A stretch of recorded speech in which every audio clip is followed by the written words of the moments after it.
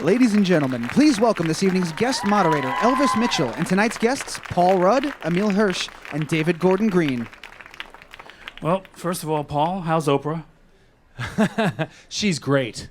Okay. Elvis. I got to meet her. I talked to her for about 12 seconds. That's about all the Oprah you need. But I'll start with you, Emile. When did you first see the original version of the movie? I first saw either way right after we wrapped. I'd been looking forward to seeing it just to see what they did with it and how the actor that played the character that was based on the character that I played did it. And after I saw it, I was actually very relieved that I hadn't watched it, just because you never know how that's gonna affect your interpretation. And I don't know. Maybe I would have screwed it up, or maybe screwed it up. I don't know. I have no idea. But basically, I know nothing about anything ever. So I'm sorry. But no, your take was so different on it, so I just wondered if it was good for you, and obviously it was to not see it. Yeah. I think the temptation might have been to have been to play it similar to what that actor did, which was fine and good. But I just actors are always tempted to be parrots if they get the chance, and I just didn't want to get pigeonholed into a parrot. I don't know. Any more birds? I like the double bird analogy. That's really it's really very avian. Look, that guy just gave me the bird. Okay. I'm going to move away from the birds. And when did you see the movie? I saw it before we started shooting. When David called me and told me about this idea, he sent me the DVD and I watched it and never thought about it once we were shooting. I didn't have that concern that I was going to maybe pick something up that he had done, and maybe it was because he was just speaking Icelandic the whole time, and I just didn't know what he was doing because I don't understand the language. But I know some Björk songs. You might want to save those for later during the Q&A part of the evening. Okay. David, when did you first see the movie? How far back does it go for you? I saw the movie in February of 2012. I had found a location in Bastrop, Texas, about an hour outside of Austin, that I really was passionate about making a film in this state park that had been devastated by a wildfire. And when I saw this place, I wanted to make a movie there before it turned green again, and before it really... I wanted to capture the rebirth of the park after everything had been destroyed. Homes had been destroyed, thousands and thousands of trees singed, and the forest floor was all ash. And when I was thinking about what a cool backdrop this would be as a film, I was introduced to Either Way, and I watched it immediately thinking this would be a great film to relocate and remake in Bastrop. So that was February of 2012. We filmed the movie in May, and we're sound mixing in July. So it was an incredibly quick, very efficient type of production, which is unusual. But it was a lot of fun working with these guys and working with the material, trying to pay respect to the Icelandic version, but also personalize it and make sure it came from within us. But the Icelandic version is really spooky. It's almost like a lunar landscape. It's really like a lot of rocks and dirt. It doesn't have that. They both look like these kind of weird blasted landscapes, but the Icelandic one looks just really desolate. And in Bastrop, you can sort of imagine what it looked like before the fire hit it almost. Yeah, it was beautiful, and I think being a part of the rebirth was interesting. There's a very vibrant green forest floor of seedlings starting to emerge. Even within the 3 weeks that we shot the film, you could see that rebirth kind of in the background, subtly enhancing the character arc that the actors were going through, I think. Okay, maybe you can answer a question for me, you guys. Which of you is Prince and which is Avalanche? Because I'm kind of confused by the title of the film. You might be better at answering that question than... I don't have a very good answer. I thought it was a cool title for a movie. And either way, I thought if you had a movie about two guys out in the woods together called Either Way, it might imply things that this movie wasn't about. So I thought Prince Avalanche, it implied royalty, but also some sort of rugged manliness. Right? Sounds like a Sigur Rós album. I was wondering what that had to do with anything. See, I thought it sounded like a brand of cigarette. Yes, very North Carolina when you put it that way. But if you think about it, Alvin and Lance, if you say the names together, it does sort of While sound you're like drunk. Avalanche. Yeah, they're characters. This is Lance, and that's Alvin. Well, tell me about the first time you guys met, Paul, 'cause I got Emile's take a couple of days ago. When you first sat down with Emile, what was that like? The first time I met Emile on this movie, we'd never met before, and I'd seen his films and was a fan of his, but we didn't know each other at all. And this thing came together so quickly, we didn't really even have time to rehearse. So I met Emile. You were struck by what a jackass I was. Oh, completely. No. We had dinner, I think the night before or 2 nights before Yeah. we started shooting. Really? Like that? Yeah, and one of the great things is that because this was all kind of taking place in this park, we were able, and in one location, we were, for the most part, able to shoot in sequence. So as these two characters are getting to know each other throughout the movie, so were Emile and I. And I think it kind of comes across in some kind of subconscious and unconscious ways. Yeah, and we had there was a little kind of holding cabin where they put all the wardrobe in the morning, where we would go and change into the different outfits and stuff. And that was actually a really good kind of station base where we would sometimes, go over the scenes or discuss scenes for a little bit and just make sure we had the material on lockdown before we would go out into the woods. Had you ever done that before, David, where you just introduced the cast and threw them right into it, basically? You didn't have a whole lot of time beforehand? Yeah, I typically enjoy a degree of preparation, but I know when we do, I work on this HBO series Eastbound and Down, and there's never a moment of consideration. It's just chaos. Cameras roll, everybody starts talking trash, and we let the lions loose. So I'm definitely experienced in that. When you have the time and the luxury and can afford to have a little bit of rehearsal time and have everybody do the introductions, that can be a really fulfilling process. But in this case, as Paul said, I think really the spontaneity and the intuition, the instinct that we all had was put to the test in a really wonderful, very very enjoyable production. So I can't say it did us any harm just to kind of make the run and gun version. And I think that when Paul and I first met, after we went out to dinner, we went out to a bar, and I think we met up with a couple of friends that we knew in Austin, and we just had a great time. And I think that we just conversationally, we just had a good rapport, and I think we both recognized that right away, that we got along in that way. And I think that that's something that no amount of rehearsal, can kind of give you if you have a chemistry with somebody in that way. Because what I think is kind of cool about the movie, and I said this to you guys before, is that, David, you often write these guys who talk in monologues, who are in effect talking to themselves anyway. So Paul is playing that character here, but you got an audience who doesn't really believe anything he says. And maybe my favorite scene was when you have to explain to him what a chiropractor is.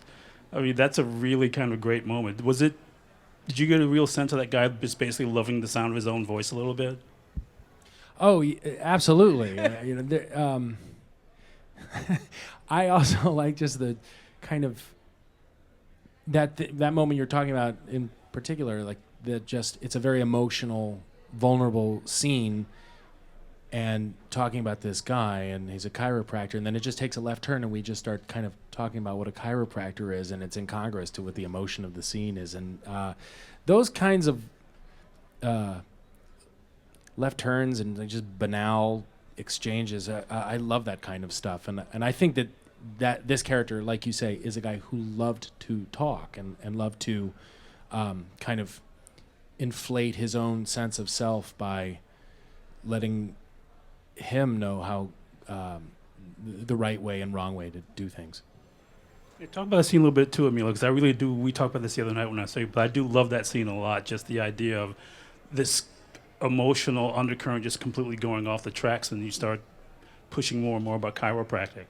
Well, I think that it's a mix of someone who's trying to be understanding, but then he's also very honest about what he does and doesn't know, and then he's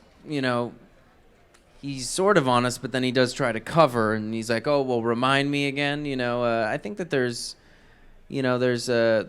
room for honesty and shady lies at the same time. I don't know. Did that make any sense? Well, at all? I think it's like it's a strange sense of humor to the movie. It's not a comedy, but I think there's a comedic value in some of the awkward exchanges. And as we're exploring the emotional exploits of these guys, I think making sure that there's a human quality, a naturalism and awkwardness to it that we can all laugh at and really engage in the humor and humanity of these guys. It's something I've said to you before, David, that you make comedies that don't have jokes in them. I mean, it's all about the sort of the weird chemistry and people's sort of really not quite connecting in conversational terms. Where does that come from? I think that comes from just I like to sit around eavesdropping on people and finding the weird ways people communicate with one another, and I find that a lot more humorous oftentimes than jokes in the traditional setup and payoff structured type of humor. I don't know. I think there's a humor in vulnerability, and there's a humor in things that aren't funny, and there's sometimes a sadness in humor. So I really like to play it for the complexity that it is, and not necessarily in the obvious way. I like humor that is layered in drama. I like it when it's backed up with some sort of architecture that gives it substance, and not just out of the blue wit. Well, this is the point where I should maybe ask you, David, to tell the audience exactly what the movie's about. So, what's the movie since about? the title gives so much away, but let's tell them a little bit anyway. Well, it is about Paul's character takes Emile's character under his wing. This is the younger brother to his girlfriend in the film, and he's giving him an opportunity to step up and show responsibility for once in his life. He plays a very, at least in his own head while he's wearing his mask, is very mature and responsible and a man of the world. And Emile's character is just looking for the next party, can't wait to get back to town, out of the woods, and get laid and get drunk and get back to the big town of Garland, which is what killed me. That completely cracked me up. Which I grew up right next door to Garland, so that was my own little commentary to my neighbors. But so it's kind of about it's kind of the odd couple dynamic, and it's about how they live in this kind of isolated existence, and how they live in their own heads and the strange dynamics. I mean, there's only 4 characters in the whole film, 2 of which kind of come in and go in a kind of mystical fashion. It's mostly these 2 guys and their relation to each other as they're trying to deal with the effects of their relationships back home that they left behind. We should take a look at a clip right now that gives a little understanding of exactly the odd chemistry that these 2 guys have.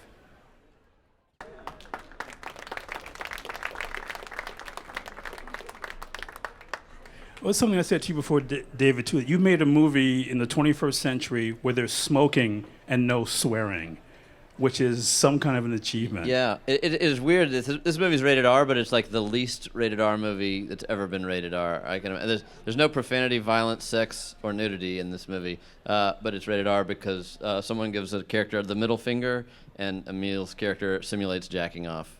Under a blanket. Under a blanket.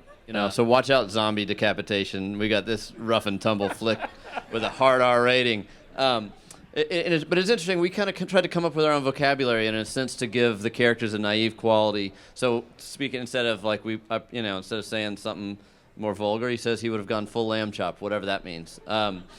Think about it though. You can get creative. The MPAA obviously did. But a lot of that was in kind of the design to have more of a naive conversation where these guys are certainly of age, but in a weird way it's this coming-of-age film about who they are, and they call each other dummies and jerks and make muscles in threatening fashions and all these things that I find very childlike and humorous. Was that kind of a thing you guys had worked out between yourselves, too, that you weren't going to use any profanity at all, just because it does make it really weirdly dreamlike, the way these guys talk to each other? Well, the first time we saw this movie, and it was in Icelandic, and they swear all the time. And they swear, yeah, well, yes, and David had written this script, and there were some things that were read in the script, like subtitled version of an Icelandic film. So our version had its own strange rhythm to it and its own kind of musicality. At times, it felt like we were doing an American version of a European film, and like Dave was saying, you'd say lamb chop or say some different thing. Emile says, "Have you ever done that? It's a great deal what's the line where we're changing the Took tire? a great length of time. It took a great length of time. Nobody says things like that, and there are these kind of awkward turns of phrase that really, I think, created its own musicality, and to use profanity in some way would, I think, interfere with that a little bit. No, just so I felt like this is the way these guys kind of talk to each other. And was it unusual language for you, Emile, as well? Did it feel comfortable to you? I actually really enjoyed the kind of the you could call them limitations because we're not swearing, but it ended up really kind of expanding the humor for me, and I started to see what was so funny about it, and just the innocence and the playful language of it. I actually started to really find hilarious, and the fact that we weren't swearing all the time just became more and more funny to me, and the weird ways we would get around swearing just, have ended up like the full lamb chop or going all Jim Henson, Yes. Yes. Yes. It's not a swear word. Yes is not a swear word. But it's kind of great, too, because I was just almost find myself thinking about when you work with Jim Brooks and you had a really kind of stylized way of talking, too. It's almost like you adopt a conversational pattern for each character you play, isn't it? And it's the part of the fun of working on one thing as opposed to something else. There's a real specific way of speaking, and sometimes it's subtle. And other times, I look at a movie like one of my favorite movies is Cool Hand Luke, and the way they talk in that movie is unlike any other movie I've ever seen. And you enter that world because you just get in sync with their rhythms and the patterns and their phrases and things. And Paul, I have to tell you, you remind me so much of my Uncle Doug in this movie. He has a mustache. He is like a farmer. Like, he is like the man. Like, it's scary. I don't think I ever told you this, but my Uncle Doug, like, it's crazy. Like, there is a guy out cool. there. Sorry, Doug. No, Sorry. you didn't ever mention that to me. And where is Doug? He's in Tennessee. He has his own farm. Oh, yeah? What kind of farm? Pigs. I'm going to leave you guys to talk amongst yourselves for a while. Horses. Horses. No, he's really into it. It's incredible. That's great. One of the things that you talking about Tennessee, and there's a real Southern rhythm in the way that you construct movies, David. I mean, people who are constantly talking at each other, this sort of stream of patter that almost comes out of the fact that it's so hot, there's nothing to do but drink beer and talk.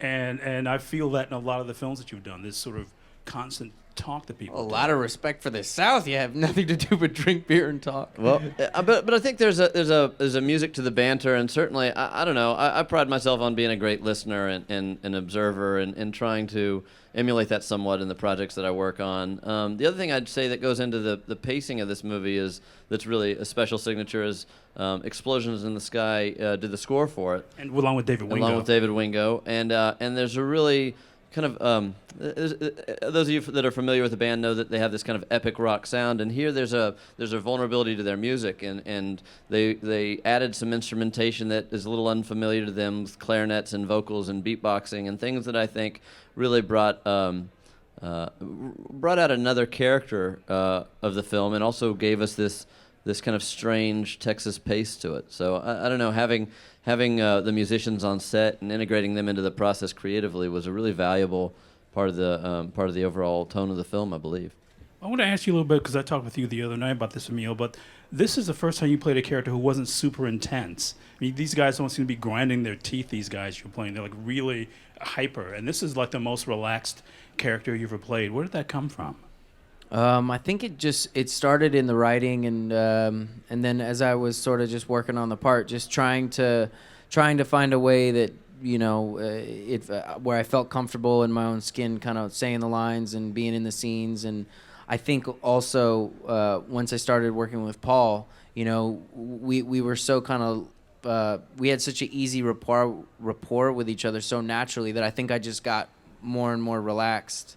And it was like, for me, he says a lot of really vulgar things, where I think if you say them in the wrong way, it could be very nasty or not unforgivable, but just harder to get into that character, to understand what's really going on with him. I think that making him a little bit more innocent and relaxed and kind of confident in his goofiness, I think, he can get away with saying some of the stuff that he says, which is like pretty awful at times. But as you were talking about this, I was realizing, just watching some stuff to get ready for this, you played a lot of really judgmental characters, Paul. I mean, lots of people who want other people, you want them to know what you think of them.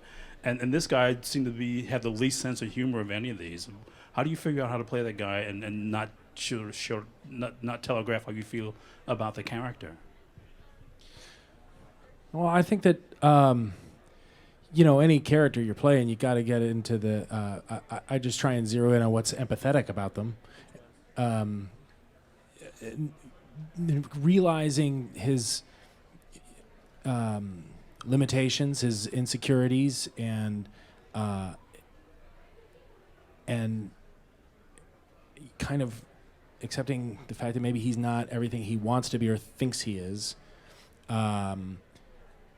And you just try and be the person and not comment on the person. To me, this actually feels, of all the things you've done, David, the most like a 70s film. I mean, in some ways, it reminds me of Scarecrow or one of those kinds of movies. And I just wonder how much 70s films were a real inspiration on this one. I mean, they're an inspiration to everything. Movies like Scarecrow are fundamental in just my enthusiasm for making films, particularly in a character piece. I don't know if anybody's seen that movie. It's Al Pacino and Gene Hackman in an early 70s film that Jerry Schatzberg directed. And just a lot of it was improvised, too, by the way. Yeah, I mean, it's got the greatest edit in movie history is in that film when the two characters are sitting at a diner, and it's like a 5-minute shot of them having a conversation, and then Gene Hackman orders a beer and a chocolate donut, and they crack them both. They both start cracking up, and then right as they start to lose it, they edit it out of the scene. It was just like a beautiful little window into the lives of these two characters that had that honest vulnerability that we talked about a lot in the production of this movie. So 70s films had a great sense of naturalism and embraced the environment, and I think there was an appetite for audiences to take a chance beyond just high concept, beyond just a high profile novel or property of extravagance to check in on a guy's life and watch a movie like Five Easy Pieces. Things that weren't necessarily extraordinary, but by looking at them intimately, they become very interesting. And I don't know. I look at that time period in film history as a real awakening where lens flares were invited, long takes that felt less staged, the camera really becoming a character in the process. I think was I don't know, a real progress as far as stepping away from things that were so designed and so conceived and so rehearsed. You really found that kind of spontaneity, and it felt that much more alive. Yeah, embracing the rough edges in a way. Did you ever sense, Emile, that this felt different from anything you'd done before? Because it really is a different kind of movie for you and a really different performance. Yeah, I mean, I was so beside myself with excitement to get to work with David and Paul that the whole time we were shooting so fast. It was only a 16-day shoot. So every day just felt like this new and exciting big day where there was big scenes and it was just constant moving. Because sometimes what happens when you work on bigger movies, it sort of does get boring because you're doing the same thing all day. It's like a page. You're doing the same thing. This is like you could shoot 7 pages. You really felt a sense of activity. And I could never pin down exactly what kind of movie we were even making. And I'll take it even further. I could never pin down whether or not we were actually making a movie because the script was only 60 pages long and it was only a 16-day shoot. And because of Paul, and mainly Paul and David, I assumed it was going to be a movie. But then I'd ask David on set, I'd say, hey, is this going to be a movie? And David was very cagey with me. He was very sneaky. He would look at me and I'd say, David, is this going to be a movie, right? And he's like, I don't know. And then I'd say, well, what do you mean you don't know? Like maybe it will go to a festival? And he goes, maybe we'll just show it to our friends and family over dinner at a nice barbecue by a fire. And I was like, okay. So I genuinely I wasn't really sure if it was a movie when we made it, because David was being very sneaky with me. Was he similar with you? Well, we I think went into it in a very different mindset than we would in going into starting something else, because it did feel like an experiment. Something was made, I think, after word got out that we had done this movie. I remember hearing people asking, "You guys made like a secret movie?" And it wasn't really that.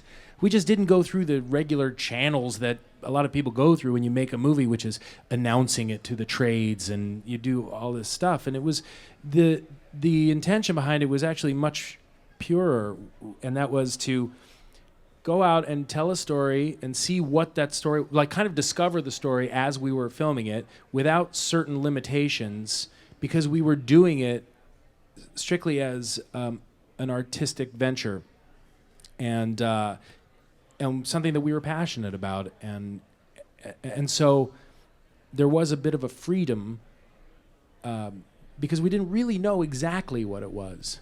I kind of figured it was a movie, but I didn't know whether or not it would ever be seen. I certainly didn't know if it would ever get distribution. I think that's an interesting accent. Is the approach was so personal that we had no major expectations on the film. There wasn't a huge budget we had to recoup, so we weren't like, the movie comes out in a week on August 9th on iTunes and video on demand in the theater. But we didn't have that. We don't have that pressure that you would typically have with a release. And I wanted to follow through with a movie that just meant something to us. Every frame meant something to us collectively. I say us and also the crew of the film, which was a very small, intimate group of probably 15, 20 people on the whole crew, and people that I've known for the most part very well over the years. And by stripping it all away, making it really meaningful to us, I think strangely, subconsciously, accidentally, it has probably become my most accessible film. One that I think people relate to more than most of the strange efforts that I've undertaken. And it's really it's a joy to watch it with an audience and watch an audience respond, sometimes dramatically, sometimes humorously to the movie. But to see something that you invest so much of yourself in actually translate when you weren't quite sure it would, and that wasn't part of the engineering of it, is really rewarding. Well, something you said to me at Sundance, which is something that no director's ever said to me before. Yeah. What do you think of it? It's like, what do you think it is? And no director's ever asked me something like that after a movie before. Yeah, well, I'm still curious. I'm not really sure in it, but I think part of the discovery of the process of making the film is the discovery of watching an audience embrace the film or reject the film or interpret the film in certain ways. So I'm really interested in how it's received, and it's been a fun road. Yeah, I guess you had a... Hello. It seems like a movie like this is pretty open and free. Was a lot of it scripted, or did you guys improvise? Because it feels like an improvised movie, but it seems like you had a script. Did you improvise freely, or was it just on the moment kind of thing, or... It was based on this Icelandic film, so we had a great structure. I got to plagiarize all the wonderful elements of it for my screenplay, and then I modified some of it and brought other characters in. And at the same time, we did improv is always an option. If you're feeling something, say it. The script is not sacred.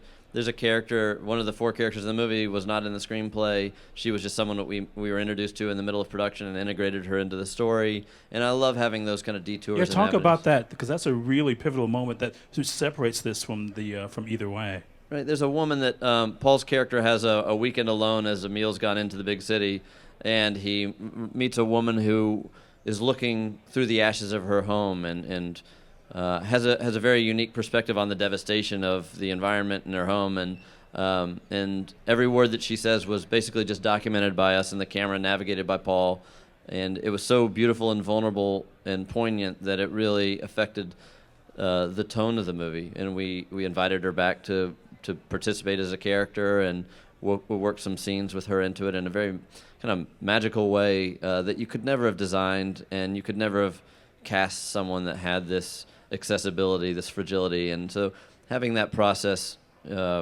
of, you could say that's improvisation, is really valuable. A lot of it's scripted. There's some great scenes that these guys say verbatim of what's in the script, and it was a 64-page screenplay, so there's a lot of room to play, let it breathe.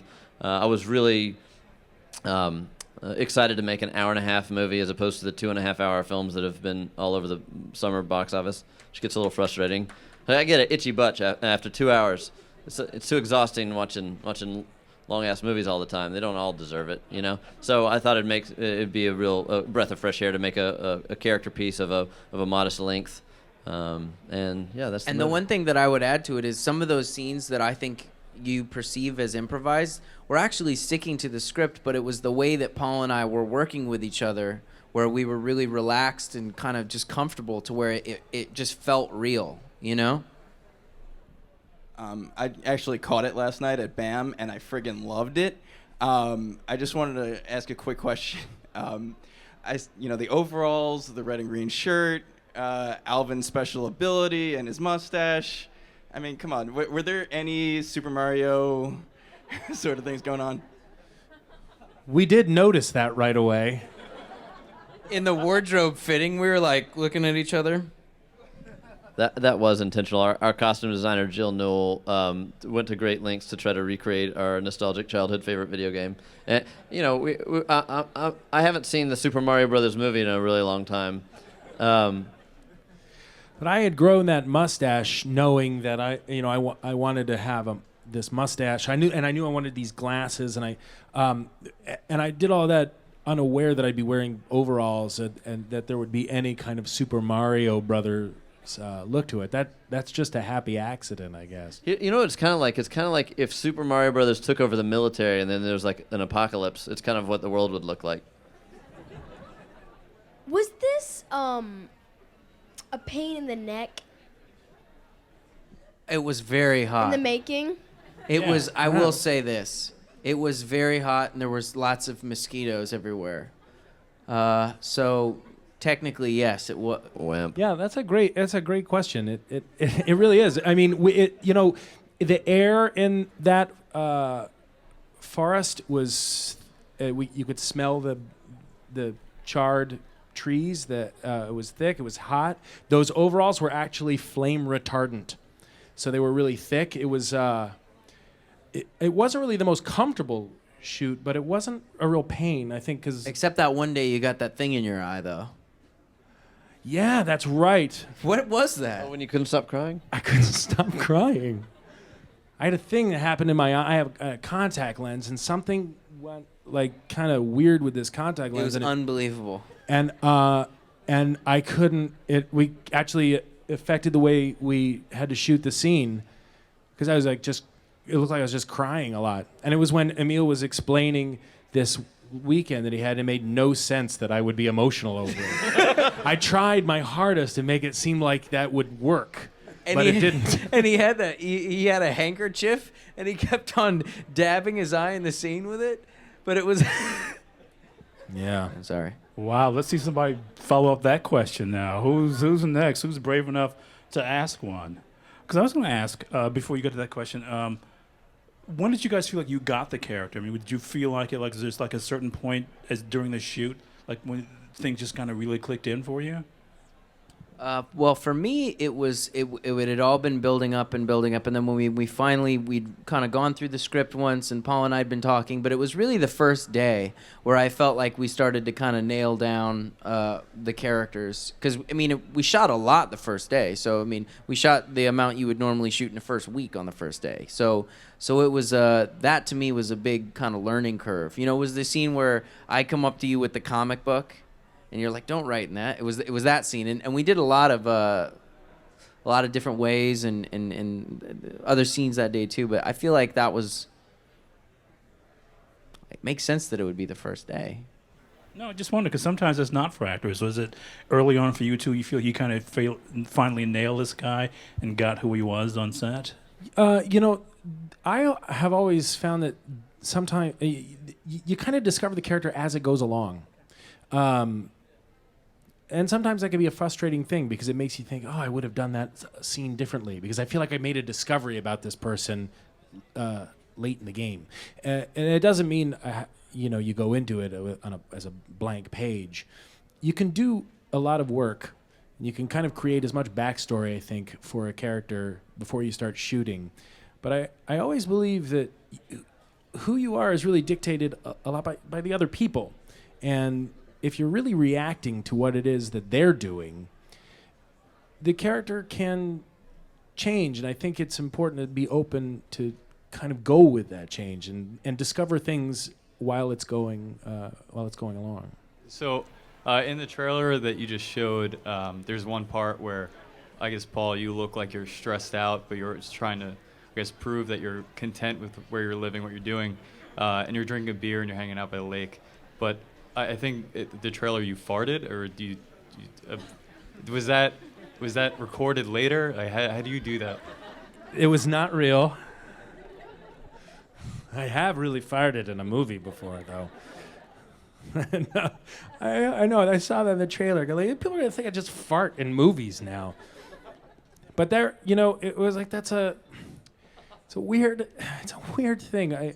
Sometimes when they make trailers, they'll take little things to try and make like, oh, this is a funny little moment, or what I like about actually that moment and is that it isn't a moment. It's just I sat down and it's just a quick shift, and then you go into the scene.